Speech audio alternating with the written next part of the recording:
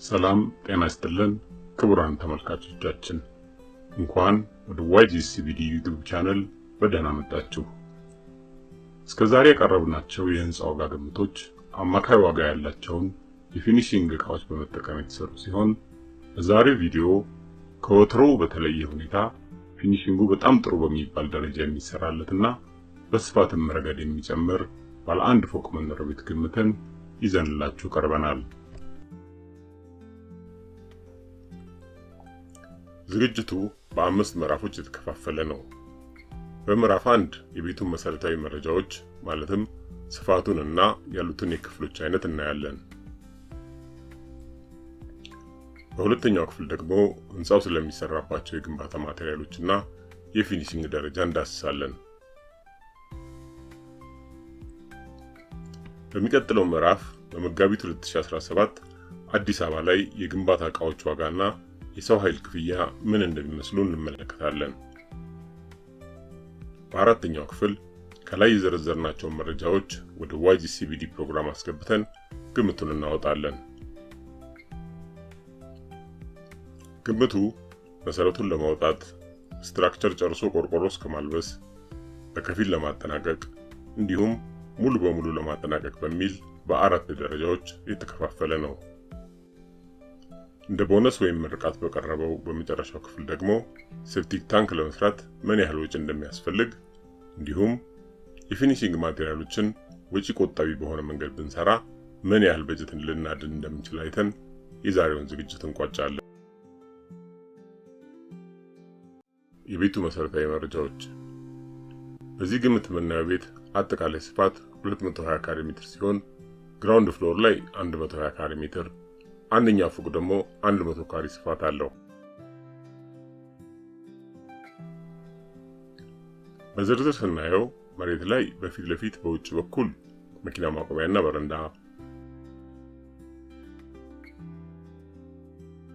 ወደ ውስጥ ስንገባ ደግሞ ሳሎን፣ መመገቢያ ክፍል እንዲሁም ዘመናዊ ኪችን እናገኛለን። ሰርቪስ ቤት በተናጠል የማይሰራ ስለሆነ የዋናው ቤት አካል ሆነው ከህንጻው በስተኋላ በኩል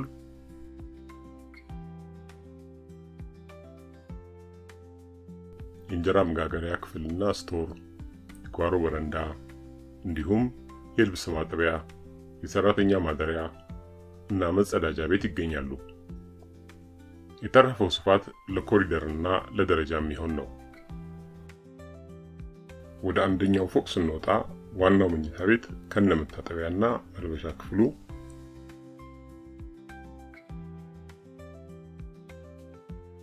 ሶስት ተጨማሪ መኝታ ቤቶች፣ የጋራ መጸዳጃ ቤት፣ የቤተሰብ ሳሎንና መናፈሻ በረንዳ የሚገኙ ሲሆን የተረፈው ቦታ ለደረጃና ለመተላለፊያ የተመደበ ነው።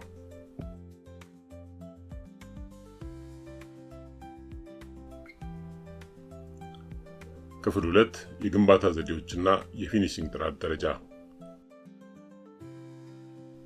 የህንጻውን መዋቅር ለመስራት የምንጠቀመው በሀገራችን የተለመደውን የግንባታ ዘዴ ሲሆን መሰረቱ በፉቲንግ ወጥቶ ዙሪያው በድንጋይ ግንብ ይሰራና ቀሪውም ስትራክቸር በአርማታ ተሰርቶ ጣሪያው በባህር ዛፍ ከንች ይዋቀራል። አጠቃላይ ስራው አማካይ ከሚባለው ቤት ከፍ ባለ ጥራት እንዲያልቅ የሚፈልግ ስለሆነ የቤቱ ክዳን በባለ ቀለም ቆርቆሮ ይሆናል። ግድግዳው በብሎኬት ይሰራና 2 እጅ ተለስኖ በውጭ በኩል ያሉት 3 ጎኖች በኳርትዝ ቀለም፣ በፊት ለፊት በኩል እና በውስጥ በኩል ደግሞ በውሃ ቀለም የሚቀባ ይሆናል። ለወለል ንጣፍ ደረጃውን የጠበቀ የህንድ ሀገር ሴራሚክ የምንጠቀም ሲሆን በረንዳና ደረጃዎች በግራናይት ይሰራሉ። የውጭ በርና መስኮቶች በአሉሚኒየም፣ የውስጥ በሮች ደግሞ ኳሊቲ የሆነ እንጨት ታምቡራታ ይሆናሉ። የባኞ ቤት ዕቃዎች፣ መብራቶች ወዘተም በጣም ጥሩ በሚባል ደረጃ ይገጠማሉ። ክፍል 3 ወቅታዊ የግብአት ዋጋዎች። በመጋቢት 2017 የገበያ ዋጋ መሰረት በአዲስ አበባ ያለው ዕቃና የሰራተኛ ቀን ክፍያ ዋጋ የሚከተለውን ይመስላል።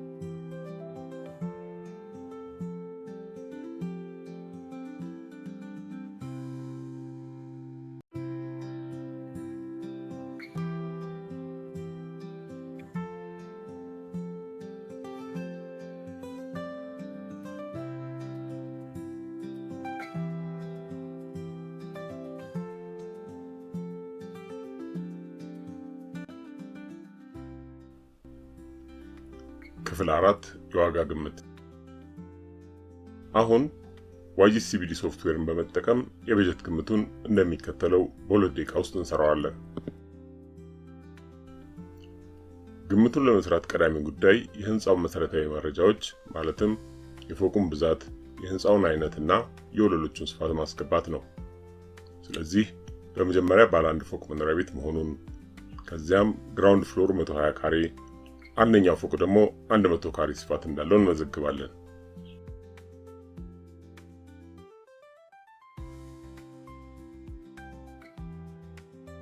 ቀጣዩ ስራችን ደግሞ በህንጻው የበጀት ግምት ላይ ጉልህ አስተዋጽኦ ያላቸውን እንደ ጣሪያ፣ የውጭ በርና መስኮት እንዲሁም የወለል ፊኒሺንግን በተመለከተ ምርጫዎቻችንን ወደ ፕሮግራሙ ማስገባት ነው።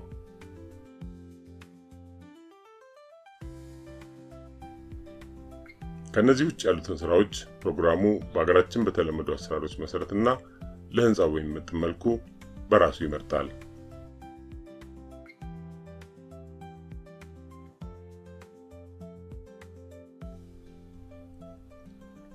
አሁን የሚቀረን ተግባር ለግንባታ ስራው አስፈላጊ የሆኑትን ግብዓቶች ዋጋ ከላይ በተዘረዘረው መሰረት ፕሮግራሙ ዳታቤዝ ላይ መመዝገብ ነው።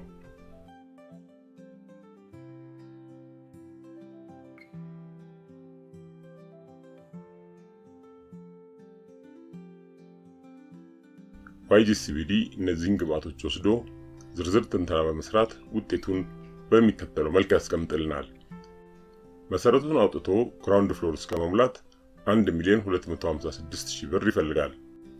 ከቁፋሮ ጀምሮ የአርማታ ስትራክቸርን ጨርሰን ቆርቆሮ እስክናለብስ ደግሞ አጠቃላይ ወጪው 2,984,000 ብር ይደርሳል።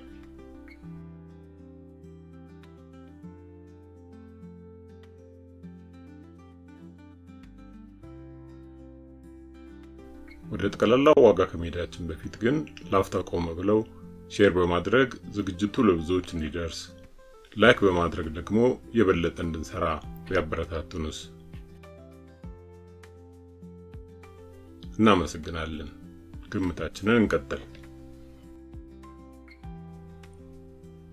ስራው ከተጀመረበት አንስቶ ብሎኬት፣ ልስን፣ የውጭ በርና መስኮት ወዘተ እስከ መግጠም ያለው ወጪ ሲደማመር ደግሞ 4,30,000 ብር ይሆናል። ቀሪዎቹን ስራዎች ማለትም የወለል ፊኒሺንግን፣ ቀለምን፣ የውስጥ የእንጨት በሮችን፣ የኤሌክትሪክና የሳኒተሪ ዕቃዎችን ገጣጥሞ ህንጻውን ሙሉ ለሙሉ ለማጠናቀቅ 6,621,000 ብር ይፈጃል ተብሎ ተገምቷል። ተጨማሪ ማስታወሻ፣ ይህ ግምት ግንባታውን የእጅ ዋጋ ስራ ተቋራጭ ወይም ሌበር ኮንትራክተር ኃላፊነት ወስዶ እንደሚሰራው ታሳቢ በማድረግ የተዘጋጀ ሲሆን ከማቴሪያል ግዥና ከኮንትራክተር ክፍያ በተጨማሪ እንደ ጥበቃ፣ ስቶር መስሪያ እና የመሳሰሉትን ባለቤቱን አስተዳደራዊ ወጪዎች ያካተተ ነው።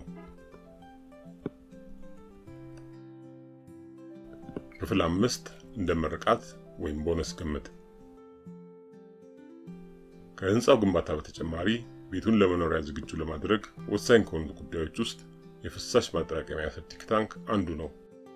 በዚህ ምሳሌ እንደምናየው 7.2 ሜትር ኪዩብ የመያዝ አቅም ያለውና ግድግዳው በድንጋይ ግንብ የተሰራ ሴፕቲክ ታንክ ዋጋ 147,000 ብር ሲሆን ይህንኑ መጠን የሚይዝ የኮንክሪት ታንክ ደግሞ 192,000 ብር ይፈጃል።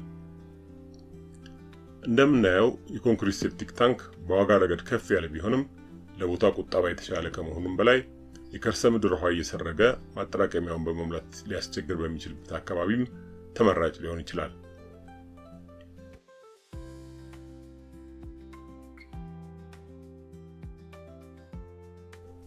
ስለዚህ በጣም ጥሩ በሚባል ፊኒሺንግ የተሰራ G+1 ቤት ከነ ሴፕቲክ ታንኩ በ6.8 ሚሊዮን ብር ገደማ ያልቃል ማለት ይቻላል። የገንዘብ አቅማችን እሱን ከሆነ የቤቱን ስፋት ሳንቀንስ ወጪ ቆጣቢ ምርጫዎች ብናደርግስ? የሚከተሉትን ማሻሻያዎች በማድረግ ዋጋውን በደንብ ዝቅ ማድረግ ይቻላል። ከባለ ቀለም ጣሪያ ይልቅ ኖርማል 32 ጌጅ ቆርቆሮ መጠቀም፣ የውጭ በርና መስኮቶችን በአሉሚኒየም ከማድረግ ይልቅ በጥሩ ባለሙያ የተሰራ LTZ ብረት ማድረግ፣ የወለል ፊኒሺንጉን በሀገር ውስጥ ሴራሚክ ማድረግ። ከዚህ በተጨማሪም የታምቡራታ በር፣ የባኞ ቤትና ኤሌክትሪክ ዕቃዎችን መካከለኛ ደረጃ ባላቸው መተካት እንችላለን። እነዚህ ማስተካከያዎች አድርገን ግምቱን በድጋሚ በYGS-CBD ብንሰራው የህንጻው ግምት በ855,000 ብር ዝቅ ብሎ 5.7 ሚሊዮን ብር ገደማ ይሆናል ማለት ነው። እዚህ ቅናሽ ውስጥ ትልቁን ድርሻ የያዙት የአሉሚኒየም ስራን ወደ ብረት መቀየራችንና ወለሉን በሀገር ውስጥ ሴራሚክ መለወጣችን መሆኑን ማስተዋል ጠቃሚ ነው።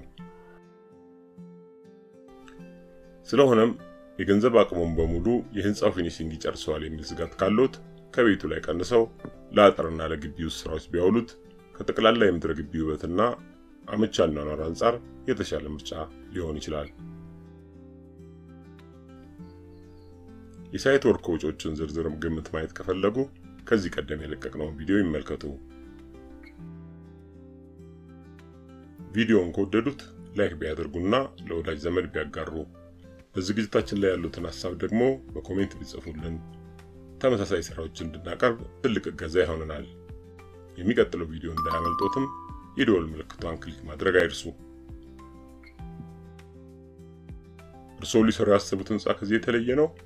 እንግዳው የወለሉን ስፋት፣ የሚሰራበትን ክልል እንዲሁም ልዩ ልዩ ምርጫዎቹን ባገናዘበ መልኩ በ1000 ኢትዮጵያ ብር ብቻ እንድንገምትለው ኮሜንት መስጫው መጀመሪያ ላይ ያለውን ሊንክ በመጠቀም ፎርሙ ሞልቶ ይላኩልን ወይም በኢሜል አድራሻችን ይጠይቁን።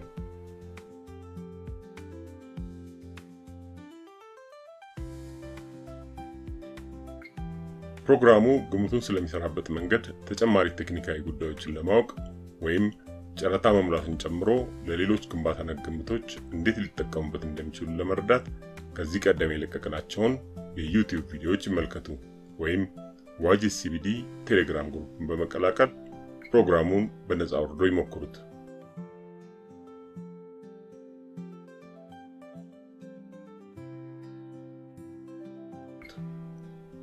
የዛሬውን ዝግጅት በዚሁ አበቃን።